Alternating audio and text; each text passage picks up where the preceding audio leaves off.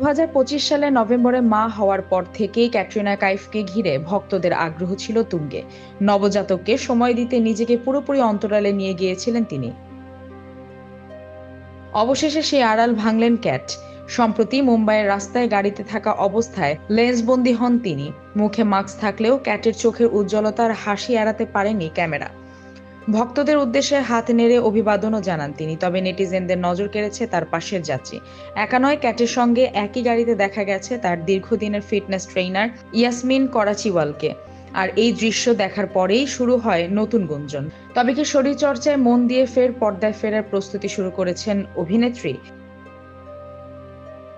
2021 সালে ভিকি কৌশলের সঙ্গে রাজকীয় পরিণয়ের পর থেকেই এই দম্পতিকে নিয়ে চর্চার শেষ নেই। গত বছরের 7 নভেম্বর তাদের কোল আলো করে আসে পুত্র সন্তান। সেই সময় সোশ্যাল মিডিয়ায় আবেগঘন এক বার্তায় ক্যাটরিনা লিখেছেন, আমাদের জীবনের সেরা অধ্যায় শুরু হতে যাচ্ছে। সন্তানের দেখভালের জন্য ক্যাট বর্তমানে কোনো নতুন ছবির চুক্তিতে সই করছে না বলে জানা গেছে।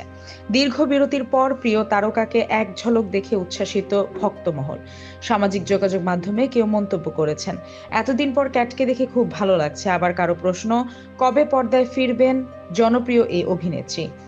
ভিকি ক্যাটরিনার প্রেমের রূপকথার শুরুটা হয়েছিল করণ জোহরের চ্যাট শো থেকে। পর্দার রসায়নের বাস্তবে রূপ দিলেও এখন ভক্তরা চাতক পাখির মতো চেয়ে আছেন কবে লাইট ক্যামেরা অ্যাকশনের জগতে ফিরবেন ক্যাটরিনা। যদিও এই বিষয়ে এখনো কোনো আনুষ্ঠানিক ঘোষণা আসেনি, তবে ফিটনেস ট্রেনারের সঙ্গে তার এই উপস্থিতি ভক্তদের মনে আশার আলো জাগাচ্ছে।